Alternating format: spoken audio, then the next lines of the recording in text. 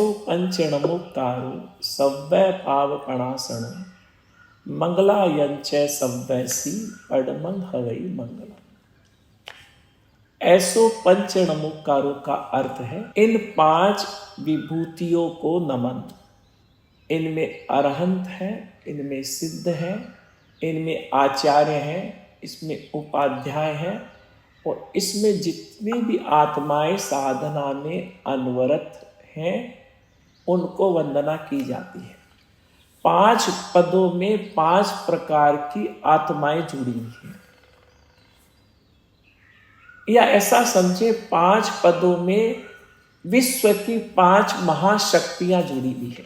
पूरे spiritual world की महाशक्तियां एक साधक से लेकर के सिद्ध तक सब इसमें समा जाती है।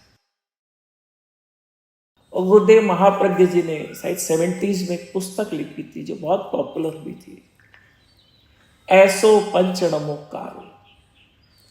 उसमें गुरुदेव महाप्रज्ञ जी के प्रवचनों का संकलन है और वह पुस्तक इस पद के शायद पहली बार आध्यात्मिक और वैज्ञानिक दोनों पक्ष को उजागर करता है।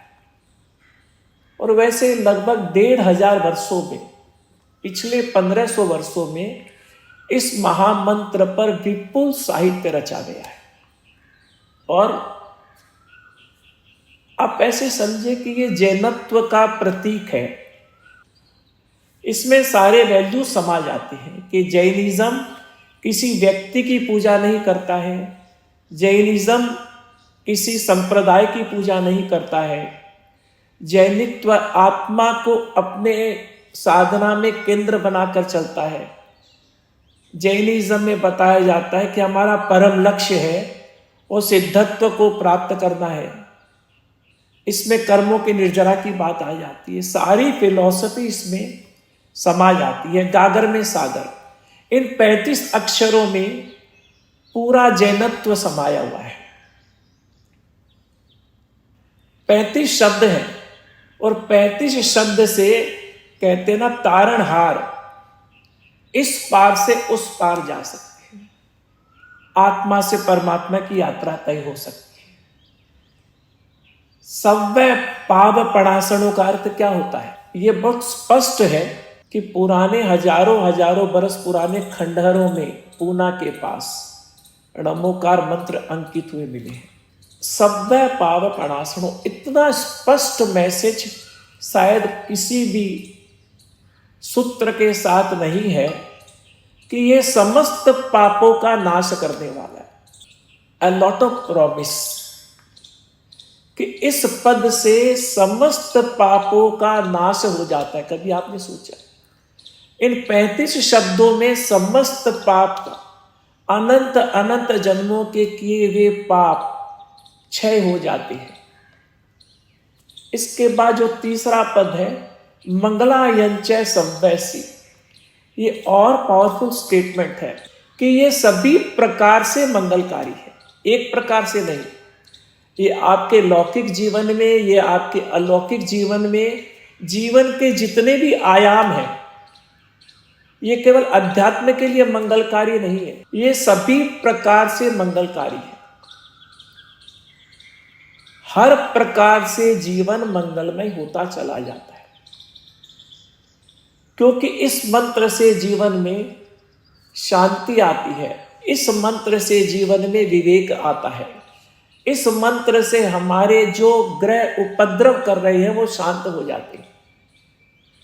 इस मंत्र से हमारा जुड़ाव उन सुपर पावर से, उन महाशक्तियों से सहज ही डायरेक्ट हो जाता है।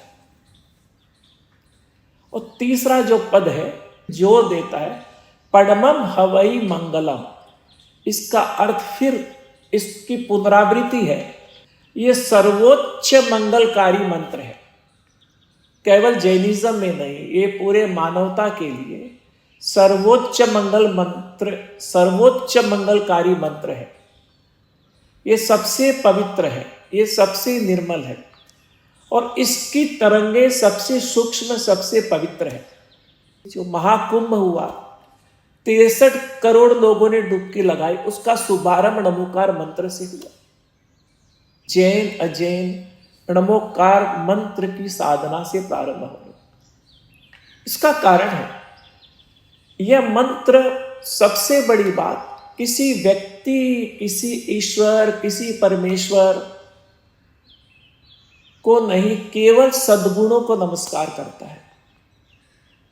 और सद्गुण भी किसके? बुद्धि के नहीं, शरीर के नहीं, धन के नहीं, यश के नहीं, सद्गुण भी केवल आत्मा के। इस पूरे पद में, पूरे नमोकार मंत्र का केंद्र है वो आत्मा है। ये आत्मा की बात है और इसका सीधा संबंध हमारे कर्मों के निर्जरा से है। इसमें केवल आत्मशुद्धि की बात है और इस आत्मशुद्धि के कारण, कर्मों के निर्जरा के कारण जो हमारा अंतिम लक्ष्य है, मोक्ष का मार्ग प्रशस्त होता है। Every repetition takes you somewhat closer to your ultimate journey. हर पद आपको उस परम लक्ष्य के निकट ले जाता है। इसमें क्या है? केवल आत्मा है और परमात्मा है, केवल साधना और विशुद्धि है। इसमें न कोई याचना है, न कोई मांग है, न कोई एजेंडा है कि इसका हर पद, पूरा वर्ण नहीं, हर पद, और पद ही नहीं, हर वर्ण जो है वो चिंतामणि रत्न है, कल्प वृक्ष है और कामधेनु है। हर वर्ण के लिए इसको महामंत्र क्यों कहा गया? क्योंकि इसमें महाशक्तियां विलीन हैं। इसमें अध्यात्म के जितने भी आयाम हैं सब विलीन है। मैंने कहा ना, एक साधक से लेकर के सिद्ध तक ये मंत्र पाप के नाश की बात करता है। पाप का मूल क्या है? पाप की उत्पत्ति कहां से होती है? मूल को खोजो। जैन तत्व में हर जगह है, मूल को खोजो। हमारी किसी भी अवस्था का मूल क्या है? तो हम इसको अपने आप से पूछे कि पाप का नाश होता है तो पाप का मूल क्या है? मूल का नाश होगा तो पाप का नाश होगा। तत्व बताता है, अध्यात्म बताता है कि पाप का मूल कुछ और नहीं, केवल हमारा राग और द्वेष है। व्यवहार की भाषा में कहे तो पाप का मूल हमारा अहंकार और ममकार है। और व्यवहार की भाषा में कहें तो पाप का मूल हमारी मूर्छा है। पाप का मूल हमारा मिथ्यात्व है। जब तक मिथ्यात्व रहेगा, जब तक मूर्छा रहेगी, जब तक राग रहेगा, जब तक द्वेष रहेगा, जब तक ममकार रहेगा, जब तक अहंकार रहेगा, पाप का नाश कैसे होगा? कहीं भी डुबकी लगा लो, मूल मौजूद है तो फिर पेड़ पौधे उग जाएंगे। इन 5 पदों की जब आराधना करते हैं तो उनकी आराधना कर रहे हैं जिनका अहंकार क्षीण हो गया, जिनका ममकार क्षीण हो गया, जिनका राग क्षीण हो गया, जिनका द्वेष क्षीण हो गया, जिनकी मूर्छा समाप्त हो गई और या फिर होने वाली है। ये उस पथ पर है। जब हम उनकी आराधना करते हैं तो उनसे हमारा संपर्क हो जाता है, उनसे हमारी टेलीपैथी हो जाती है, उनके परमाणुओं से हमारा संपर्क हो जाता है। ये वैज्ञानिक बात है। जब उन परमाणुओं से हमारा संपर्क होता है, जब उनसे हमारी टेलीपैथी होती है, तो उनके सद्गुणों से भी हमारा संपर्क हो जाता है। जब सद्गुणों से संपर्क होता है तो रूपांतरण सहज ही अपने आप होने लगता है। और हर व्यक्ति का जो अंतस्थ भाव रहता है वो दुख से मुक्त होना है, पाप से मुक्त होना नहीं। हम कभी नहीं कहते हम पाप से मुक्त होना चाहते हैं, हम दुख से मुक्त होना चाहते हैं। दुख का मूल क्या है?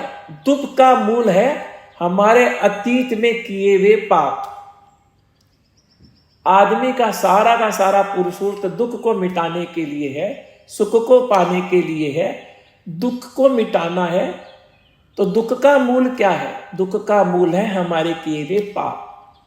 पाप का मूल है हमारे राग और द्वेष, हमारा ममत्व और हमारा अहंकार। कितने छोटे शब्दों में कितनी गहन बात गणाधिपति ने कही थी। जानू जीव अजीव मैं पुण्य पाप की बात, आश्रव संवर निर्जरा बंद मोक्ष विख्यात। इसमें भी पूरा अध्यात्म समा जाता है। और जब हम वर्णों की कल्पना करते हैं, वर्णों को आत्मसात करते हैं, तो गुरुदेव महाप्रज्ञ जी ने इस पर बहुत साधना की, बड़े प्रयोग किए। और गुरुदेव ने बताया अपने कई प्रवचनों में, पूरा का पूरा जगत तरंगों से आंदोलित है। किसकी तरंगे? शब्दों की तरंगे, विचारों की तरंगे, कर्म परमाणुओं की तरंगे पूरे आकाश में व्याप्त है। हम इनमें से जितना शब्द से प्रभावित होते हैं, उतना किसी से भी प्रभावित नहीं होते। सीधा सीधा संबंध हमारा शब्दों की तरंगों से है। इस मंत्र से जब हम उनके साथ साक्षात्कार करते हैं, एक तरह से हम अरिहतों के, सिद्धों के, आचार्यों के, उपाध्याय के, साधकों के साथ सत्संग करते हैं मेंटल लेवल पर। इससे उनके जो सद्गुण, उनके परमाणु को आकर्षित करने का प्रयास करते हैं, उसी को साधना कहते हैं। इसके कारण हमारी संकल्प शक्ति का विकास होता है, हमारी इच्छा शक्ति का विकास होता है, हमारी मन की शक्ति का विकास होता है। क्योंकि जब तक आपके प्रकंपन, आपके परमाणु आपके सबकॉन्शियस माइंड को टच नहीं करेंगे, जब तक ये प्रकंपन आपके कार्बन शरीर और तेजस शरीर को तक नहीं पहुंचेंगे, तब तक साधना सफल नहीं हो सकती। सारी उम्र माला फेरी, बात माला फेरने की नहीं, बात है इसको कैसे हम साधना को विधिवत करके और अपने सबकॉन्शियस माइंड तक, अपने तेजस और कार्बन शरीर तक पहुंचा दे, फिर मामला सेट हो जाए, इसी तरह बीजारोपण हो जाए। इसीलिए कहते रिपीटिशन इज द की, इसको दोहराते रहो, दोहराते रहो। वाचिक, मानसिक, टेलीपैथिक, आकाश में दिखते रहो, इसकी पुनरावृत्ति करते रहो। और इससे आपको लौकिक लाभ भी होता है, अलौकिक लाभ भी होता है, जिसमें खाना सर्वत ये हर तरह से मंगलकारी है। क्योंकि जैसे ही आपका तेजस शरीर सक्रिय होता है, जैसे ही आपकी बायो इलेक्ट्रिसिटी इंप्रूव होती है, तो कुछ सद्गुण तो सहज ही आ जाते हैं। आप में सहजी सम्मोहन की शक्ति आ जाती है।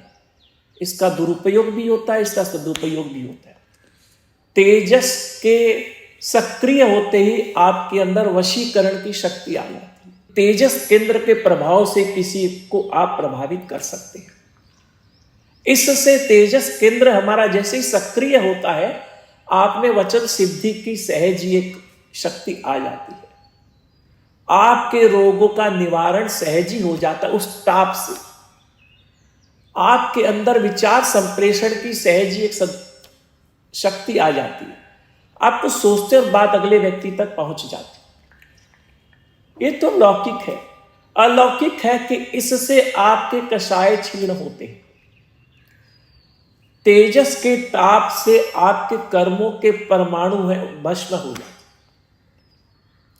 और इस महामंत्र की संरचना ऐसी है, जैसे हर दवाई अंदर में रासायनिक परिवर्तन करती है, वैसे हर वर्ण के अंदर ये क्षमता है कि वो आपके अंदर रासायनिक परिवर्तन करता है।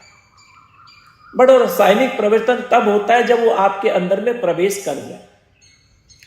इस महामंत्र के बारे में ऐसा योगियों ने, ऐसा साधकों ने बताया कि ऐसे प्रकंपन होते हैं कि वो सहज ही सुषुम्ना में प्राण धारा का प्रवेश करने लगते हैं।